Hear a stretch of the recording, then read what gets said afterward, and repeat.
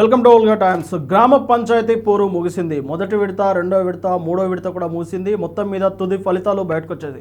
ఈ నేపథ్యంలో కాంగ్రెస్ పార్టీకి ఒక షాక్ లాంటి వార్త అని చెప్పవచ్చు. ఎందుకంటే కేవలం 52% గ్రామాల్లో మాత్రమే కాంగ్రెస్ తన జెండా ఎగరేసింది.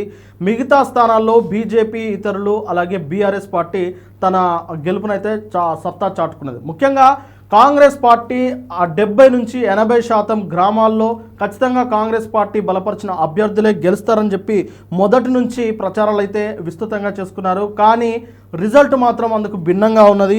బీఆర్ఎస్ పార్టీ కూడా దాదాపు 32% గ్రామాల్లో బీఆర్ఎస్ పార్టీ బలపరిచిన అభ్యర్థులే గెలిచారు.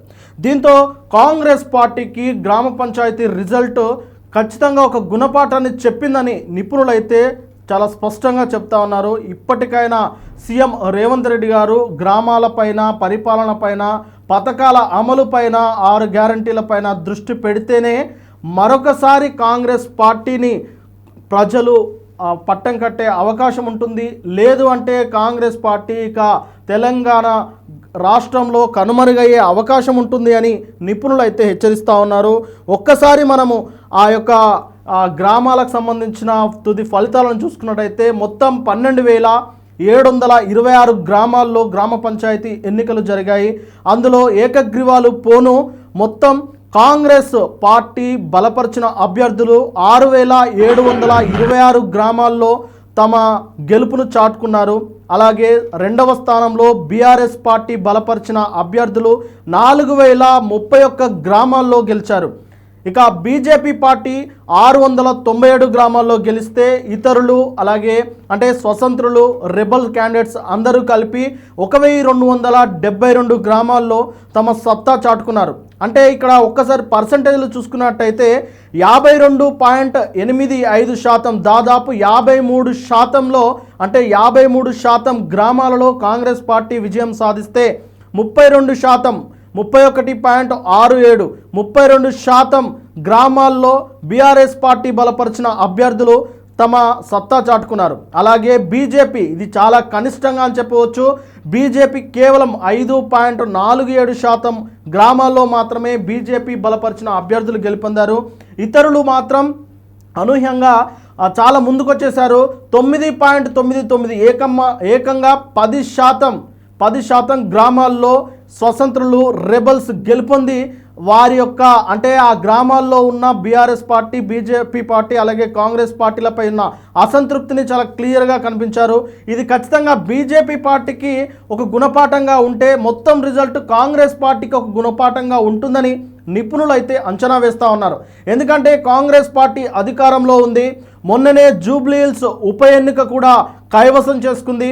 ఇలాంటి సందర్భంలో ఎంతో ఊపు మీద ఖచ్చితంగా గ్రామాల్లో 70 నుంచి 80% సీట్లను సాధిస్తాము అన్న ఒక నమ్మకంతో కాంగ్రెస్ పార్టీ గ్రామ పంచాయతీ ఎన్నికలకు వెళ్ళింది. కానీ కాంగ్రెస్ పార్టీకి ఈ రకమైన రిజల్ట్ అయితే ఇది ఒక విజయకేతనం కాదు, ఇది ఒక పరాభవంగానే చూస్తూ ఉన్నారు నిపుణులు. ఎందుకంటే గతంలో 2019లో బీఆర్ఎస్ పార్టీ అధికారంలో ఉన్నప్పుడు జరిగిన గ్రామ పంచాయతీ ఎన్నికల్లో 70% పైగా బీఆర్ఎస్ పార్టీ బలపరిచిన అభ్యర్థులు ఆయా గ్రామాల్లో గెలుపొందారు. దాంతో పోలిస్తే 52% అనేది చాలా వరకు తక్కువనే కనిపిస్తూ ఉన్నది. అంటే ఇక్కడ రూరల్ ప్రాంతంలో గ్రామ పంచాయతీని, గ్రామాల్లో కాంగ్రెస్ పార్టీ పట్ల వారికి ఉన్న నమ్మకం అనేది ఇక్కడ చూడాల్సిన ఆవశ్యకత ఏర్పడింది. ఇప్పటికే కాంగ్రెస్ పార్టీ ఏదైతే రైతులకు ముఖ్యంగా అటు యూరియా కొరత కావచ్చు, కరెంటు కొరత కావచ్చు, అలాగే ఆ రైతు బంధు దానికి సంబంధించిన కొన్ని పథకాలకు సంబంధించి రైతులకు సంబంధించిన పథకాల విషయంలో కూడా కాంగ్రెస్ పార్టీ చాలా జాప్యం చేస్తూ వస్తుంది. చాలా లేటుగా వాటిని అందిస్తూ వచ్చింది. కాబట్టి ఖచ్చితంగా దాని ప్రభావం రైతుల నుంచి కాంగ్రెస్ పార్టీపై పడింది అనడానికి ఈ రిజల్ట్ అయితే నిదర్శనంగా కనిపిస్తూ ఉన్నాయి. ఇక రైతులు మాత్రమే కాదు, అటు నిరుద్యోగులు కూడా పెద్ద ఎత్తున కాంగ్రెస్ పార్టీపై నిరసన వ్యక్తం చేస్తూ ఉన్నారు. ఇప్పటి వరకు ఉద్యోగ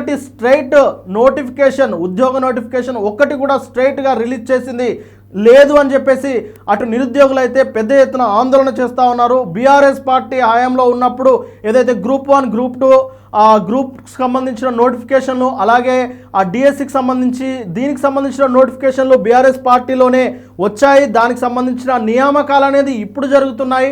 ఆ నియామక పత్రాలను అందిస్తూ కాంగ్రెస్ పార్టీ తమ ఉద్యోగాలను, ఇప్పుడు ఇచ్చిన ఉద్యోగాలను తమ ఖాతాలో వేసుకుంటుంది తప్ప ఇప్పటి వరకు కాంగ్రెస్ పార్టీ ఒక స్టేట్ నోటిఫికేషన్ కూడా ఇవ్వలేదని నిరుద్యోగ సంఘాలు, నిరుద్యోగులు పెద్ద ఎత్తున మండిపడుతున్న నేపథ్యంలో ఈ రిజల్ట్ కూడా ఖచ్చితంగా తమ యొక్క అభిప్రాయాలను కూడా ఈ రిజల్ట్ పరంగా చూపించారనేది నిపుణులు అంచనా వేస్తూ ఉన్నారు.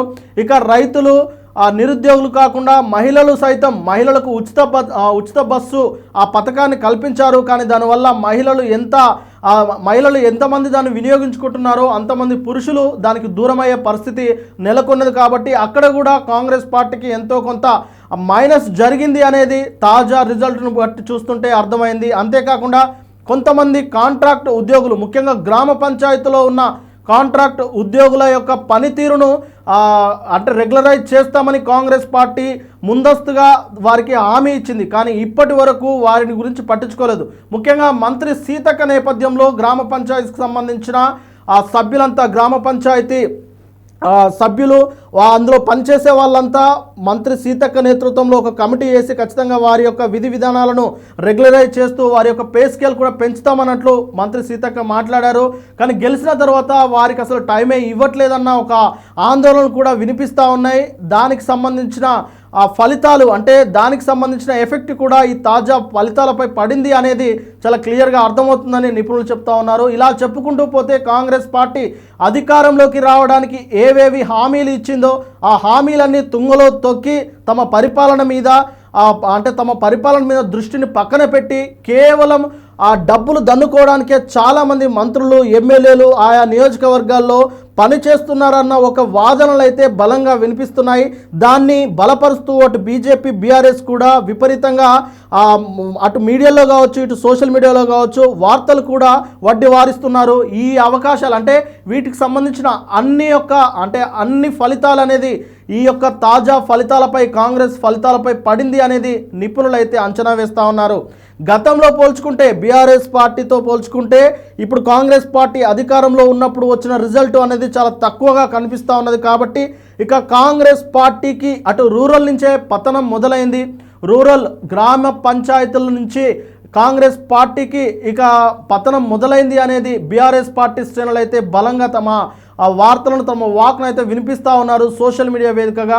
ఇక ఈ రోజు వరకు వచ్చిన రిజల్ట్ని బట్టి చూస్తే తుది ఫలితాలు అనేది బీఆర్ఎస్ పార్టీ కన్నా కాంగ్రెస్ పార్టీ కాస్త మెరుగ్గానే ఉన్నప్పటికీ కాంగ్రెస్ పార్టీ అధికారంలో ఉంది కాబట్టి ఏదైతే ఆ పర్సంటేజ్, ఆ తేడా ఉన్నదో ఆ తేడా సరిపోదు అని చెప్పేసి చాలా క్లియర్గా నిపుణులు అయితే చెప్తా ఉన్నారు. ఇప్పటికైనా సీఎం రేవంత్ రెడ్డి గారు తమ పరిపాలన పైన, తమ ఇచ్చిన హామీల పైన, అలాగే ఇంకా చాలా విషయాలపైన దృష్టి పెట్టి చాలా వ్యూహాత్మకంగా ముందుకెళ్తే తప్ప రానున్న రోజుల్లో కాంగ్రెస్ పార్టీని కాపాడుకోవడం అంత సులువైన విషయం కాదు అనేది నిపుణులు అయితే హెచ్చరిస్తూ ఉన్నారు. చూడాలి మరి గ్రామ పంచాయతీ ఫలితాల తర్వాత కాంగ్రెస్ పార్టీలో ఏ విధమైన మార్పులు ఉంటాయి, ఏ విధంగా ఆ వ్యూహంగా ముందుకెళ్తుంది. ఎందుకంటే రాబోయే ఎంపీటీసీ, జెడ్పీటీసీ, అలాగే జిహెచ్ఎంసీ కార్పొరేషన్ ఎన్నికలు కూడా ఉన్నాయి. కాబట్టి వాటి ఫలితాలపైన ఎలాగైనా గ్రామ పంచాయతీ ఫలితాల ప్రభావం పడుతుంది అనేది నిపుణులు అప్పటి నుంచి హెచ్చరిస్తూ వస్తూ ఉన్నారు. కాబట్టి ఖచ్చితంగా కాంగ్రెస్ ప్రభుత్వం